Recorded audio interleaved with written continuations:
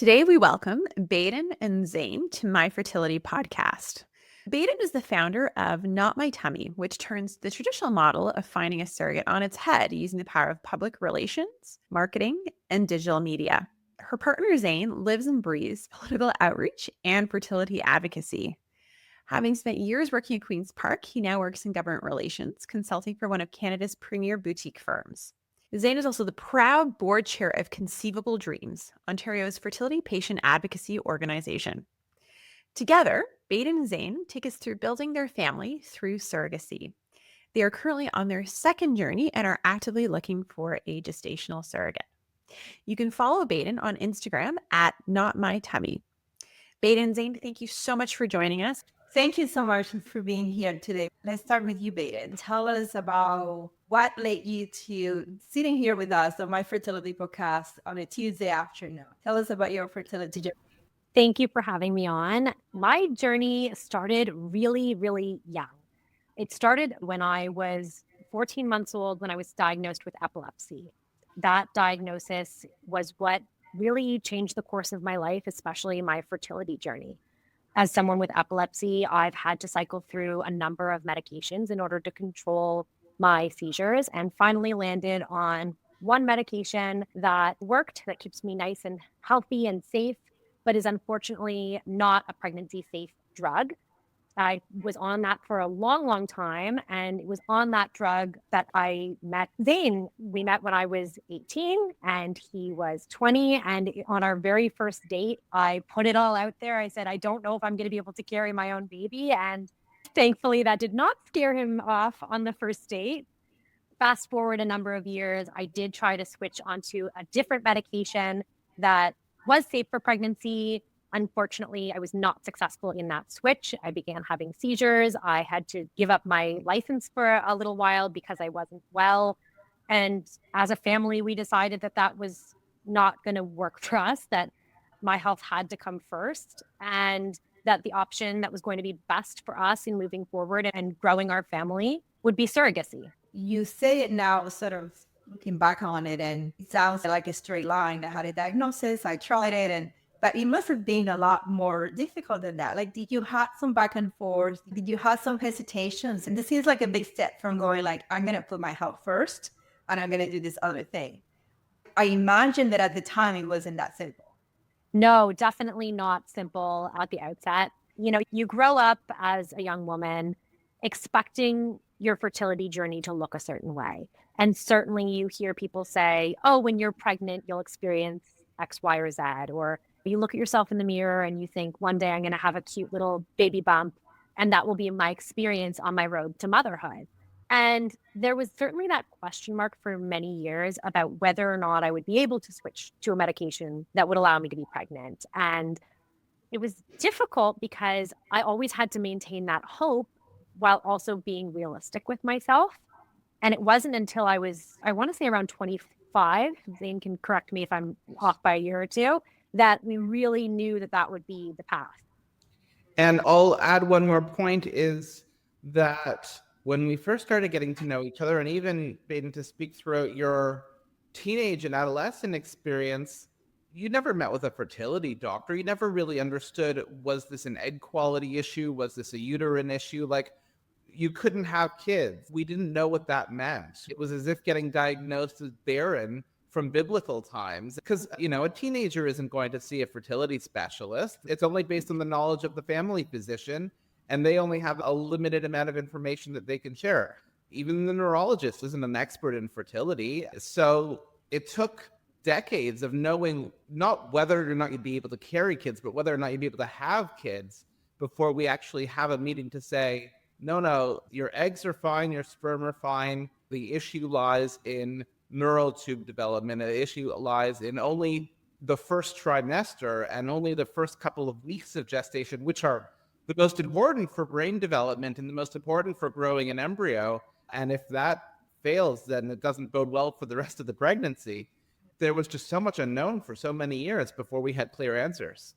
As well, that, you know, it's a cute little anecdote that I sometimes throw in that I mentioned on our first date that maybe I wouldn't be able to carry. And I always kind of throw that in and haha, Zane didn't mind so much. Clearly I looked good enough on the date. But the reality was there was a reason that I was throwing that out there at 18 years old on a first date with someone. There's a lot of stigma around infertility and specifically around surrogacy.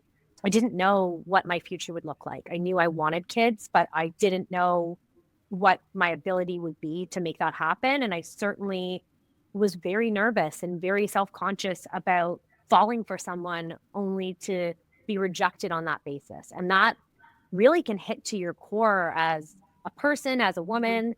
So it was something that I threw out there almost as a test, right? If this person's going to walk away, then they weren't worth my time anyways, but it was also a defense mechanism. Of course, that makes sense. I'm so curious though, Zane, like when you were there on that first date, you meet this cute girl, you're picking out your outfit, whatever, you sit down to meal, whatever, I don't know what the first day was. And then she says this, like, first of all, I mean, you're 20 years old, so that's probably an important part of the context. But I mean, what did you think? Like, how did you process that? And did that change over time? Did you ever kind of revisit that and think about that anymore? It's a good question. Listen, that date lasted 4 or 5 hours. We closed the coffee shop. We talking about everything, and it got very, very heavy. This only one of the parts of that conversation, or at least that's how I think it was. It could be Mandela syndrome at this point. I like to imagine that's what it was like. And there were so many other pieces, some better, some worse, in this conversation of talking about our lives and growing up and the good and the bad and the ugly, that it spoke so much to Baden's character and her resilience. And I thought, if she can get through what she's been through, this is just a blink of an eye compared to a lot of that stuff. You're right that there is a level of emotional maturity that you're just not thinking about family planning at 20, and you're thinking it's a date, but not the last first date or a date for life. I always went into dating, even when I was younger, with the level of like, I don't want to just find something casual. Like, I don't like getting my heart broken. So why go on a date with someone or go on a second or a third date with someone if you don't think that there's something there?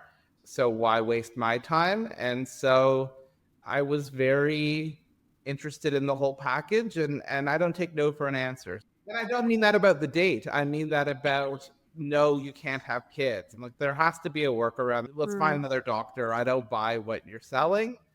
And maybe I was too dismissive, but we did find a workaround, and we did learn more information, and we grew together in that knowledge, and it obviously turned out very well.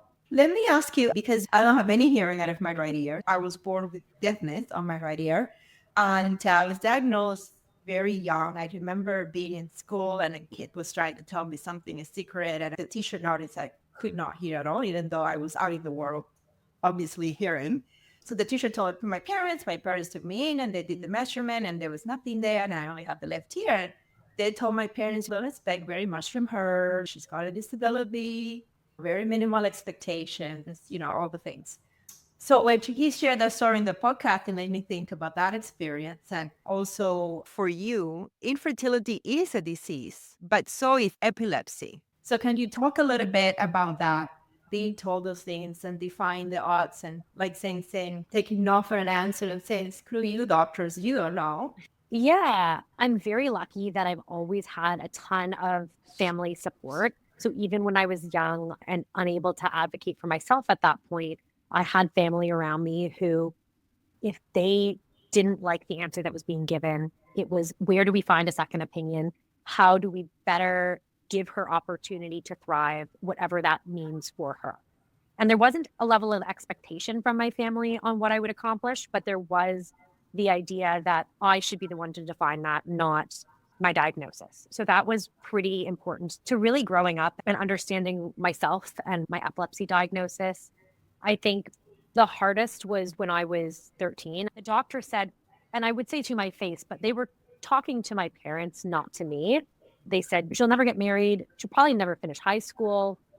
University is off the table. A family, none of that's going to happen for her. You should be mentally preparing that she's going to essentially be a burden to you. And Imagine sitting there, a doctor who's supposed to be, giving you the best shot possible, talking through you, not seeing the humanity in you, and being a child and just being told that you'll never have any of these things that you dreamed of. I took that though, and in that moment made a mental checklist of all the things that they said I would never do. The final two being have a child and to go scuba diving, which somehow ended up on my list. But I finished high school, went to university with a scholarship, got a master's degree in health communication, met my person, was upfront about my diagnosis from day one, didn't scare him off. I'm pretty proud of myself, to be honest, in not letting that stuff define me, to finding my community, to finding other people with epilepsy who had heard similar things from their doctors and are high achievers who've accomplished so much in their lives, and knowing that we can and will and should always try to defy the odds. But I think that speaks to the responsibility of doctors to see their patients as more than a series of symptoms or, a line in a medical textbook, but to really look to those patients and say, how do I help them as a person?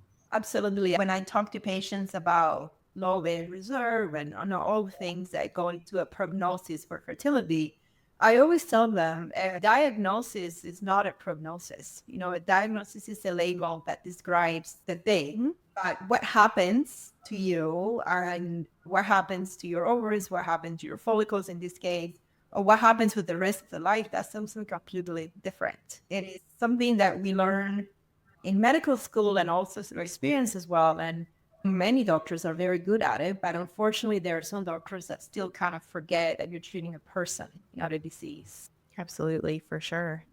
And I mean, we work in the field of fertility and that's kind of our comfort zone, but it's true. I can remember so distinctly this one time I had a patient, young, she was in her early 30s, and I got back her AMH, so her ovarian reserve testing. Her AMH was really low, like super, super low. And I was going to be seeing her that day. And in my brain, I was preparing how I'm going to essentially break bad news, right? To be like, you talked about wanting multiple children and all this, but this is kind of the reality situation.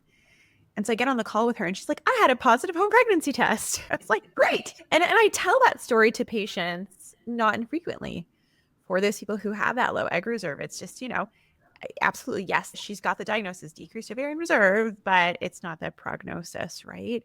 And those kinds of stories, I think, of patients are really, really powerful for people to have that and to know that. I'm sure that there's lots of people who are listening to this podcast with epilepsy, with other chronic medical conditions who were told X, Y, and Z. And I think it's a very inspiring thing for sure. I'll add one more piece. When Baden and I were first getting to know each other, she was telling me that her epilepsy was unique in that when she was having absence seizures, and this is kind of getting to the neurology a little bit of it, having absence seizures, typically you're kind of staring off into space for 20, 30 seconds, and you're not gaining the information that is being spoken to you. That's why people will often do so poorly in school. But why it wasn't being caught in Baden's cases was she could actually talk through it and maintain eye contact, maintain a conversation, maintain a clear and articulate thought while not registering anything on the inside. So I already thought she was a medical marvel. And so everything else is secondary to that. It's a unique case, and it's unique in the neurology space as well. Yeah, I guess I'll add, I think I'm in some kind of footnote of a report somewhere out of Cleveland Clinic, because the doctors, they had me hooked up to an EEG and they had a little button, and they asked my mom, I think I was 14 or 15 at the time, they asked her to push a button every time she saw a seizure so that they would have a corresponding beep of the button with the paperwork. Brain activity, yeah. Brain activity. And one of the neurologists came into the room very angry with my mom and said, why aren't you pressing the button? She's having all these seizures and you're just sitting there having a chat with her. We'd asked you to do one thing and please do it. And she said, she's not having any seizures. She's fine. And the doctor turned to me and said, are you not recognizing these as seizures? And I looked at them and I said, no, I think I'm fine. I'm just watching a movie. And while I was saying that, they looked at the screen and they said, no, that's a seizure. And they couldn't understand why I was having this coherent sentence come out of my mouth while I was having what looked like an absent seizure.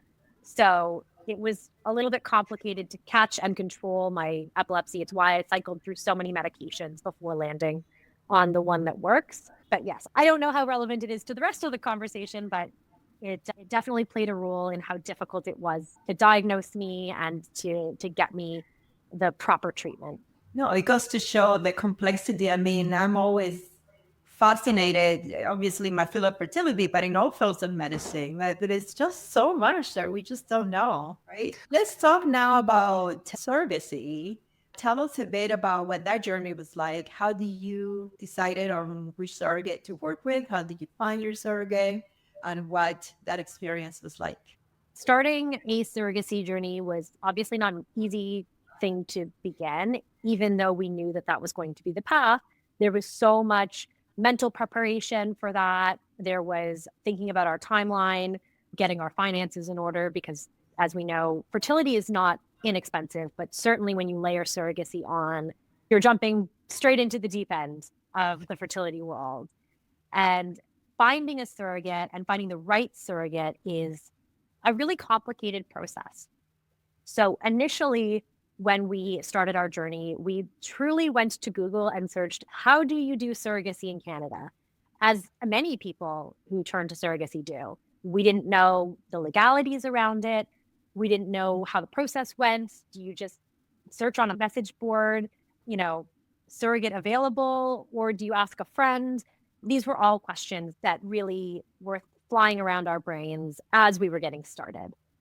So the first thing that we ended up doing was signing with an agency. That agency doesn't exist anymore. They went bankrupt partway through when we were working with them, unfortunately.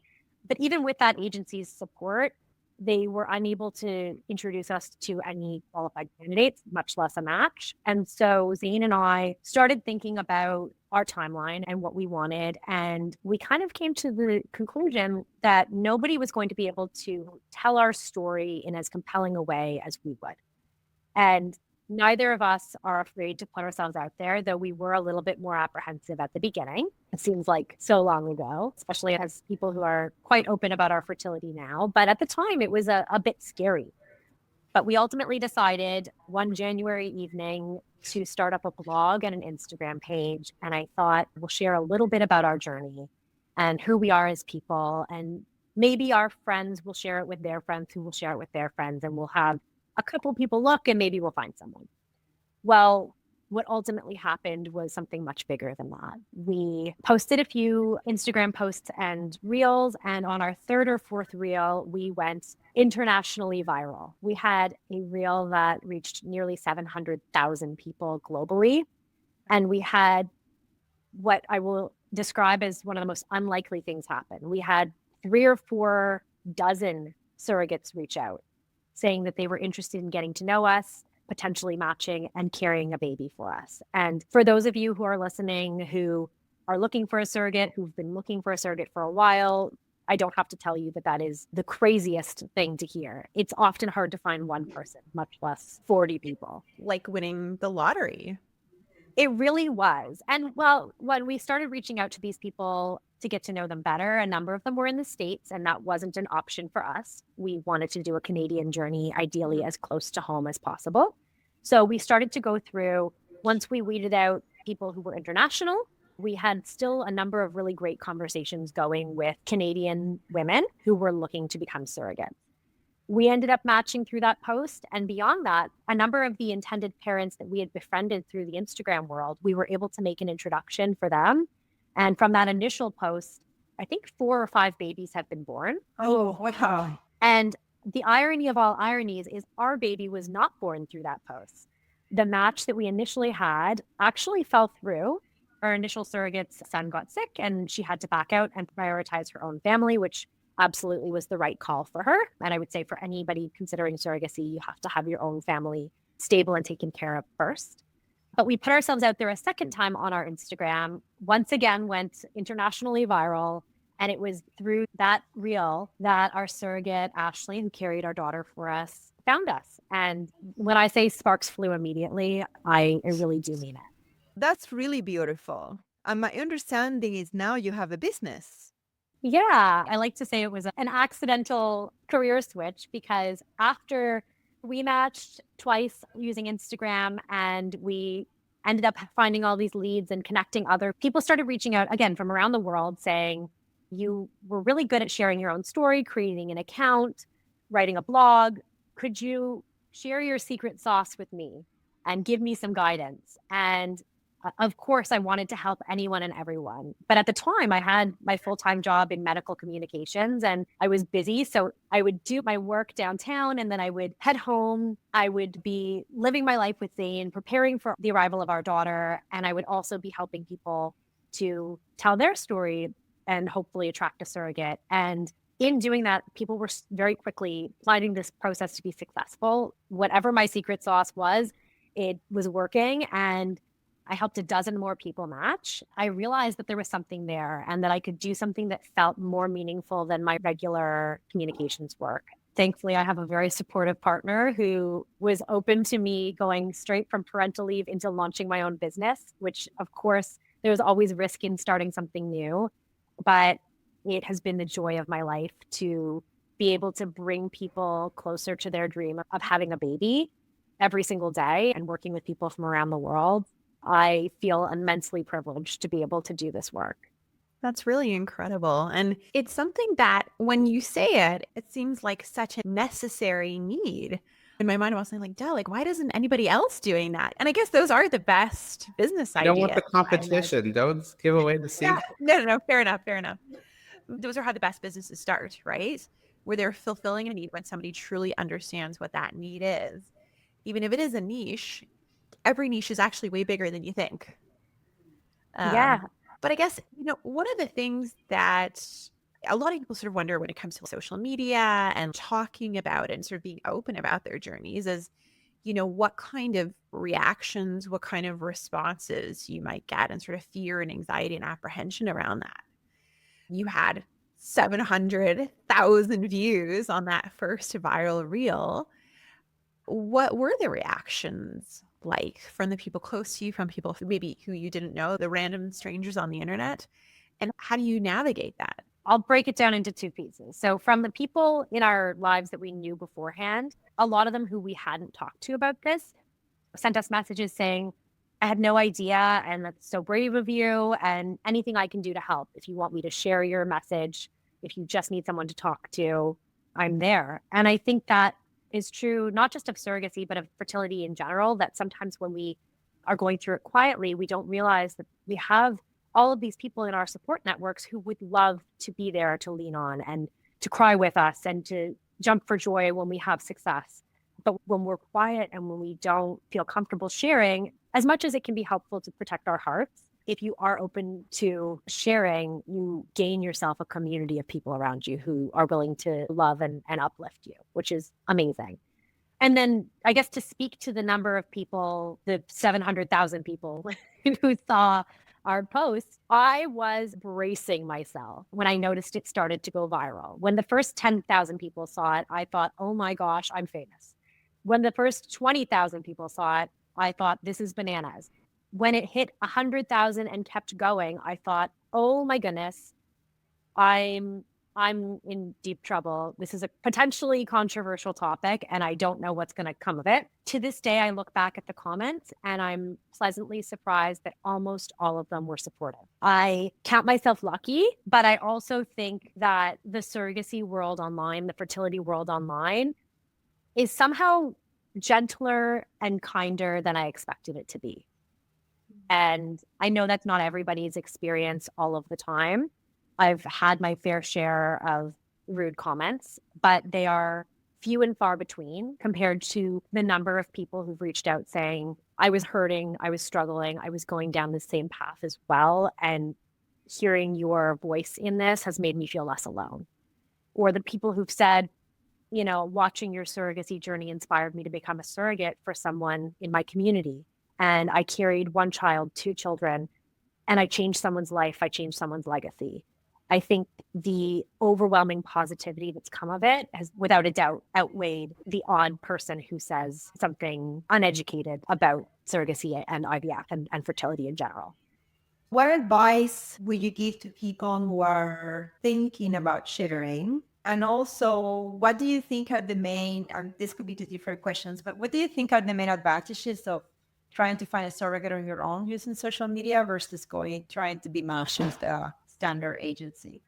When we're looking at whether or not to share, I can see that there are some people who cannot be public for whatever reason. Maybe you have a career that doesn't allow you to share anything really about your life publicly. And that's okay. If you're not able to share, don't feel like you will never reach that goal of growing your family. There are other supports available to you that will help you if you need to be more private. Agencies in particular are very supportive in those circumstances and can really help. I don't like to look, though, at going public on social media as you're either with an agency or you're going public. I think if you want to be independent and not use an agency and just rely on social media, you absolutely can. If you want to be with an agency and also layer being public into your search, I think that's a great option. I actually would say that more than half of the people that I work with directly are also with an agency, and they just want to hedge their bets. They are looking at it that they can see some of the values that the agency offers them, but they also feel that Zane and I felt that they are their best advocate. They could tell their story better than anyone else, and that they want to put themselves out there and hopefully maximize the number of eyes on their story, maximize the number of potential surrogates who could reach out to them, and hopefully close that timeline. Maybe your agency is going to take you a year or more in order to possibly introduce you to someone. And that's fine if that's something that you can work with. But if you want to maybe make it happen a little faster, the best thing that you can do is take on the reins and put yourself out there and try to close that gap yourself. Let's talk about, I think you described it as the sparks flew when you finally met or when you first interacted with the surrogate. It's a very interesting turn of phrase because it's often something that we might say when we're meeting a potential romantic partner, right? Like a first date, sparks flew. What were you looking for when you were thinking about a surrogate? You mentioned geography, of course. And what was the thing that made you think, aha, this is my person? There's a number of things that are important when you're looking for a match. And I'll put them into a couple different buckets. One is medical criteria. Is this somebody that your clinic would approve? Is she in the right age demographic? Is she generally healthy, a non-smoker, non-drug user? Those pieces. And every clinic has a slightly different view on who they would approve, but really that's a conversation that you have with your doctor and say, what are the parameters that I need to be aware of from a medical standpoint? And always trust your doctor on that. So that's bucket number one. Can they medically qualify to be a surrogate? But I would actually say, as important as all of those factors are, and you can't skip any of them, it's not the only important factors. First of all, your values have to align on things that are quite contentious, like termination and vaccination. Many surrogates hold the view that they wouldn't terminate the pregnancy under any circumstances, including their own health. If that is not something that you are comfortable with, you cannot match with a surrogate who holds that view. If that is something that you are comfortable with and your medical team is also comfortable with, then that could be a match that works for you.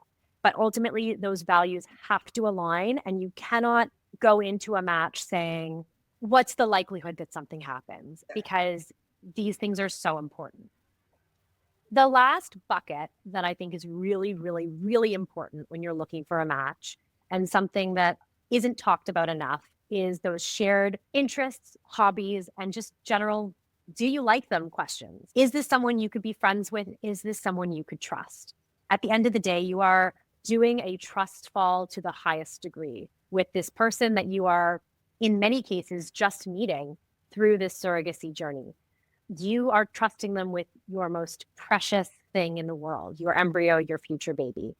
You have to know that when you are not in the room with them, they're making all of the decisions with how this pregnancy is being gestated. And you have to trust that they have your baby's best interests at heart and your best interests at heart at all times.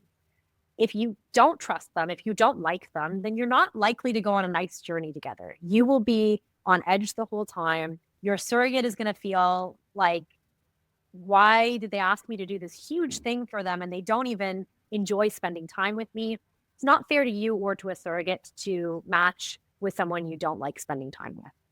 When I talk about sparks flying between our first surrogate, Ashley, and Zane and I, the things that jump out are not necessarily where she lived or the fact that she met the medical criteria, though those things were important.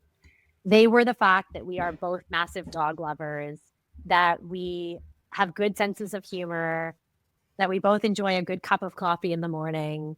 You know, we like to go camping and exploring and traveling. The conversation between our families felt easy. And I immediately got the feeling that I could trust her with truly anything. These are the things that make for a good match and that immediately drew me to Ashley and to her family, because let's not discount the fact that her family was involved too. And I want to throw it over to Zane because maybe he can speak to some of the spark on his behalf. Yeah, the things that really excite me, both about Ashley and her family and about chatting with other surrogates or future surrogates for our second journey, is asking questions about how they parent and what does mealtime look like for them and what are the values that they want to impart on their children.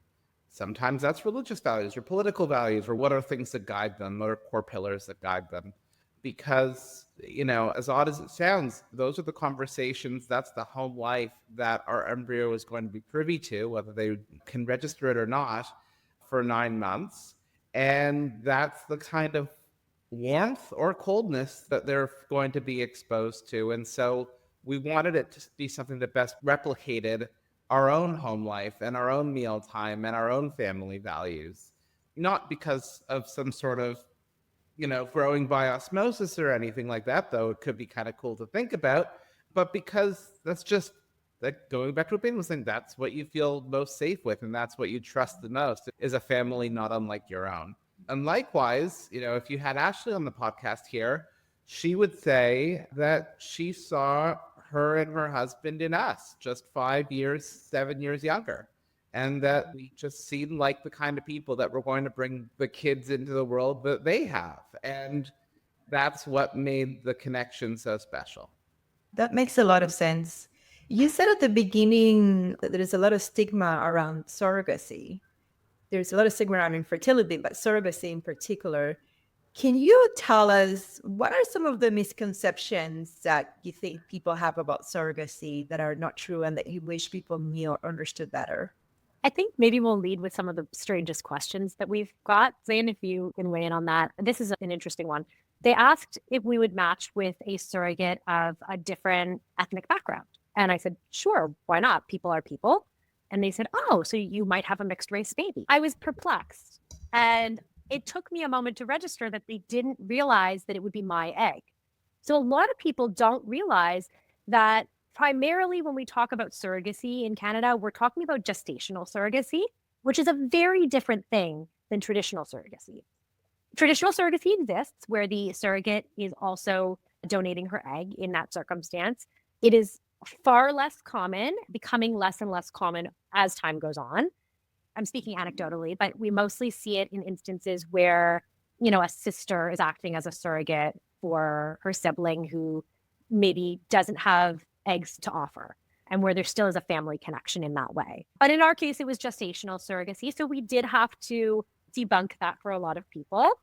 Not that we heard this one directly from anyone we knew, but I know a lot of people ask, does the male partner have to have intercourse? Oh my God. The surrogate. I think that comes from lack of education. Right. And, you know, this is something that happens in a fertility clinic, and there's no improper relationship going on between parties. And so that's something we've had to educate people on. Zane, what are some of the ones that you've heard? Well, there was an example of our Baden and I going to have intercourse the night before the transfer, so it feels like we're making the baby all day. Right. And I said, That's creative, actually. creative. I wouldn't start with that one, but that's creative. I kind of like that. Yeah. I basically said in far less polite terms that I'm saying now, I'm not telling you my schedule. And Baden and I have moments of intimacy. That's neither here nor there. I gotta Yeah. say though, I'm surprised and not surprised because I can definitely think of instances where I've caught myself making assumptions about what somebody's knowledge is about things that are fertility related. Because I think, especially when it comes to fertility and egg, sperm, and how they all kind of come together, there is actually very little knowledge, even from people who are extremely well educated, right? Just because you have a PhD in like finance or something, I don't know, does not actually mean that you ever really necessarily learned about eggs and sperm, right? Let's be honest, most of us probably didn't pay so much attention in sex ed if we had sex ed. Right. I mean, when you're at that age, you're like, I'm hanging on to every word. This is the dirty stuff that you're not supposed to talk about in school, and we're talking about it in school. I mean, I can think of a patient who was contemplating a surrogate, and she asked me whether she could have intercourse with her partner who had sperm, and that I would just like move the embryo from her uterus into the surrogate's uterus. So she thought that that's how it happened. And at first, it's like, I was kind of taken aback by the question, I have to admit. And I was like, I really need to consider to go back to first principles of where the components are coming from and how the things are coming together with patients at least once to have that conversation. But there's a definite lack of knowledge for sure. It's interesting that you mentioned that example, because one of the things that I've seen online, as someone who watches far too many animal videos, I'm sure many people can relate. I didn't realize this, but this is how they actually do quote unquote surrogacy with racehorses. They get horse pregnant through insemination, essentially like an IUI. They get her to, I think, around 7 days pregnant gestation, and then they flush the embryo out, and then they put the embryo into a less valuable racehorse to become no idea. Yeah. And so I think people who are, who are interested in horses or animals might see that and say, oh, must be the same with human surrogacy. So it's not a far leap. I can understand it. We've myth busted just now some of the funnier things that come up. But one of the questions I get a lot, which is less funny, is, were you envious of your surrogate? Did you resent her? Did it make you feel bad to watch her have this cute little baby bump, to be getting together, to do things throughout the journey? My experience was no, I did not feel jealous or envious. That said, I know some people have complicated feelings, especially for those who've had recurrent loss or something to that effect. We were coming to surrogacy having never tried to conceive naturally, but sometimes it can be a complicated feeling. I don't think there's a right or wrong way to approach it, as long as you are honest and having good communication with your surrogate. We were very fortunate that Ashley, our surrogate, was really good at walking this fine line between keeping me really informed on what was going on. Baby is kicking now. I'm feeling this way. I'm feeling fatigued, whatever. I got to know all the symptoms that she was experiencing, but she was careful with her language, essentially to not allow me to feel badly that I wasn't the one going through it. She was always sensitive to my emotions because she's my friend, right? Mm-hmm. That's what the core of this is. And I think part of when I say you need to find someone who you like and trust, ultimately, if someone is your friend and they are doing this for you, they are going to do their utmost to not hurt your feelings, to not make you feel left out. And that was the case. She cared enough about me to know what was going to make me feel included and what was going to be too much information. And I'm very fortunate for that. When you are talking to a potential surrogate, did you have conversations about that? Like, I want to attend prenatal appointments, or I'm only going to attend certain prenatal appointments, or I'm going to come to ultrasounds, or I'm not going to come to ultrasounds. Who's coming to the birth? When are you going to appear at the birth? What are the things that you sort of have to consider there? And how do you do that? Well, I think we are incredibly active participants in everything we do. So it's not surprising that we wanted to be there for anything and everything we were allowed to be. I will say that our journey began at the tail end of COVID. And there were still COVID restrictions in place in our clinic and in the OB office. And there was a bit of working around things. We did get lucky. Our doctor was really good about allowing all of us in the room. And by all of us, I mean our surrogate, her husband, Zane, and myself all at once. And we really treated the journey as a collective team. Zane had to miss one appointment along the way for work, I want to say, and I missed no appointments. And it was really important to us that we were able to do that. I understand it's not possible for everybody. And I don't know what our next journey will look like. We now have a toddler to take care of. There might be some additional constraints on us as busy parents, as well as working parents. So every journey will be different, but we were upfront about our desire to be there for everything within her comfort level.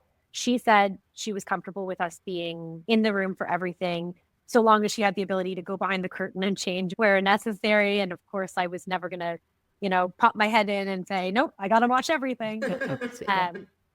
So there was a couple points where the doctor said, okay, intended parents, step out for a second. We'll get the wand where the wand needs to go, and then we'll call you back in.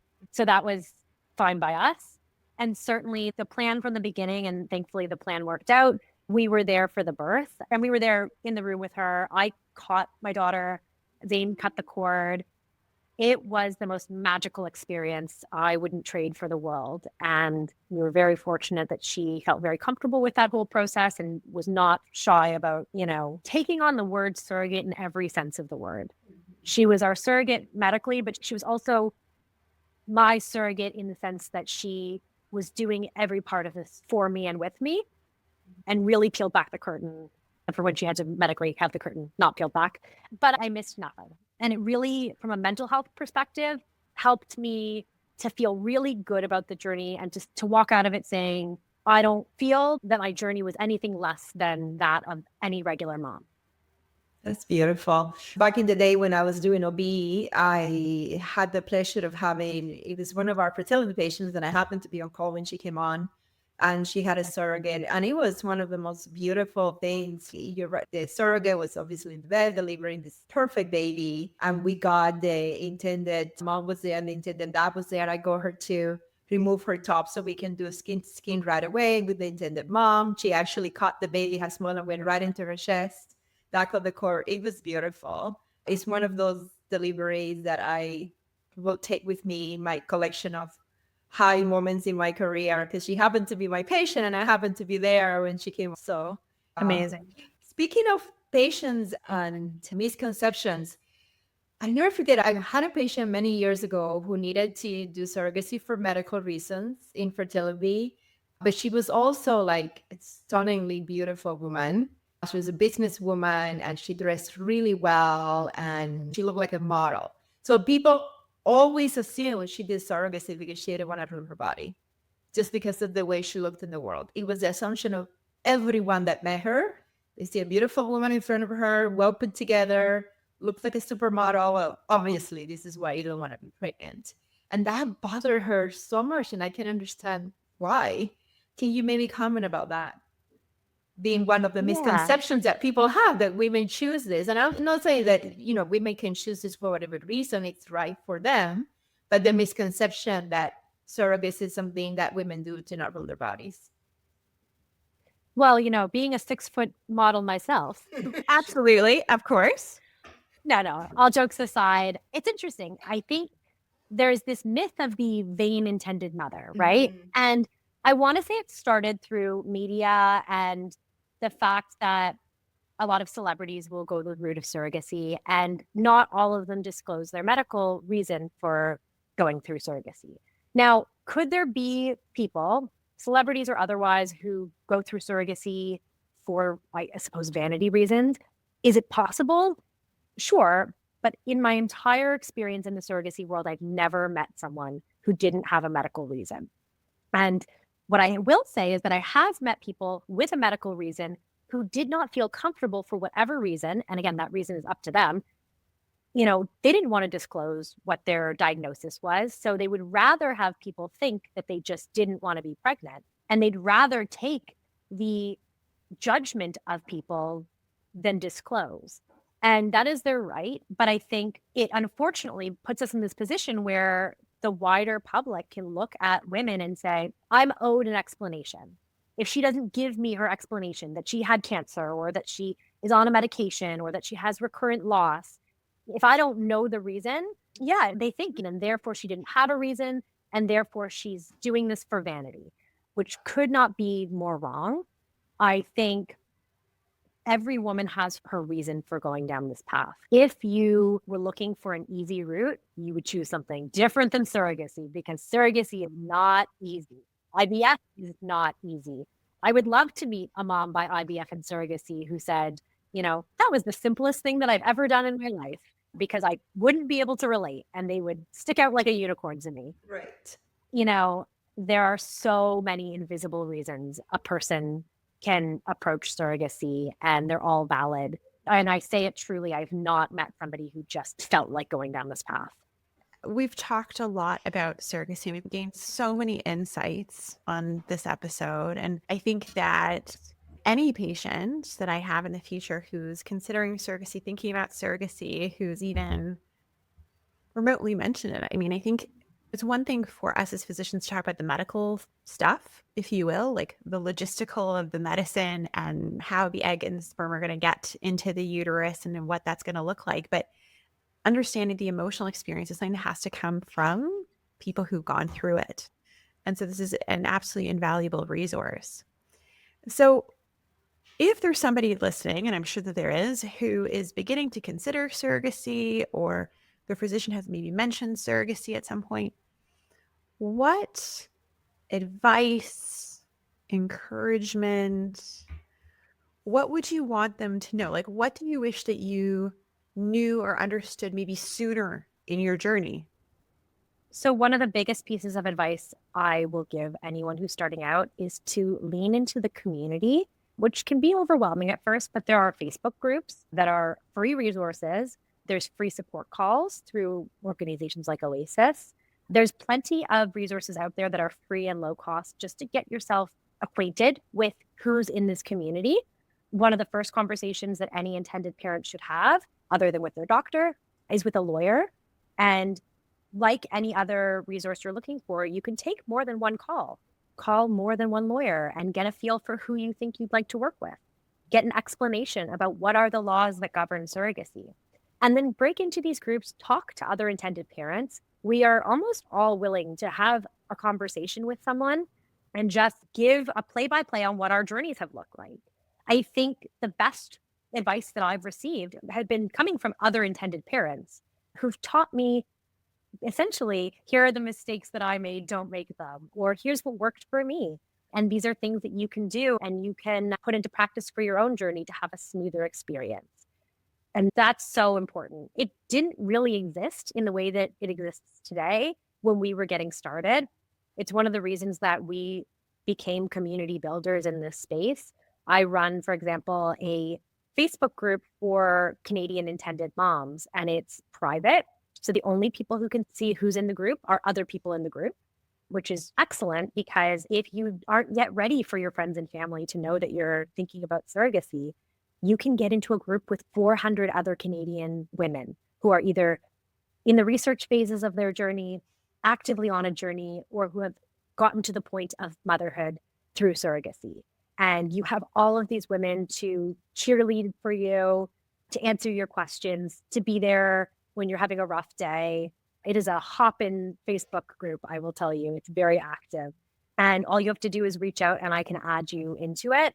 So it's a good space to be in. You need to talk to other people or you will make the same mistakes that everybody else has made before you, and you don't need to. To Baden's point, I don't doubt the level of community that is around you. You might feel like you're the only one or feel certainly like it's unusual, but there is a wonderful, wonderful community, and not necessarily that we've built, but that has been built that we're now a part of. Baden and I are natural community builders and like to do a lot of that work to build community. We've hosted intended parent couples for a wine and cheese at our dinner table. We just like to find friends, and I think that our daughter Scotty will know just as many friends who are born via gestational surrogacy as any other way, because those are the people that we like to surround ourselves with at the moment. So yeah, don't feel like you're alone, and just know that for whatever hard times that you're going through at the moment, that the baby at the end is absolutely worth it. It makes all of it magically disappear. So it's great. Thank you so much, Baden and Zane, for being here. It was really a pleasure to have you both. And we're looking forward to hearing about your second surrogacy journey. And thank you, Baden, with your business, helping people that are looking for surrogacy have a match. Thank you guys so much for coming on. As I said, we talk about the medical stuff. We talk about how to find a surrogate, the legalities to some degree, but hearing people talking about the experience and the ins and outs, the emotional stuff, I would argue is just as important or maybe even more important, to be honest, to sort of hear those stories and to know things from the other perspective as well. Thank you so much for having us. Thank you. And that's a wrap for today, Superhumans. If you're looking to connect, get social with us. Follow us on YouTube and Instagram at My Fertility Podcast or visit us online at myconfertility.com. And don't forget, follow, subscribe, and share your favorite episode. Thanks for listening to My Fertility Podcast and for being a vital part of our community. We know you've got this. We're signing off until next Tuesday. If you found this episode of My Fertility Podcast helpful, please take a moment to head over to the review section and leave us your thoughts. Your reviews and comments are incredibly valuable to us and help guide future episodes. We also welcome you to direct your questions to info@myfertilitypodcast.com. My Fertility Podcast is produced by Rabbit Media Inc. in conjunction with Dr. Garcia and Dr. Weiss. Music by Mixkit. Life is a Dream by Michael Ramirez C. My Fertility Podcast is not intended to replace any type or variation thereof professional medical, health, or legal advice, nor should the content be taken as medical advice. Please contact your primary healthcare professional regarding any medical questions you may have. The information presented in this podcast is based on the knowledge and understanding of the host at the time of recording. Medical knowledge is constantly evolving, and new research may change the understanding of health-related topics. While we strive to provide accurate and up-to-date information, we do not guarantee the completeness, accuracy, or timeliness of the content. The views expressed in this podcast by guests are not those of the host or the management. This podcast is not intended to impose any type of discrimination. My Fertility Podcast and its management are not responsible for any losses, damages, or liabilities that may arise from the use of this podcast.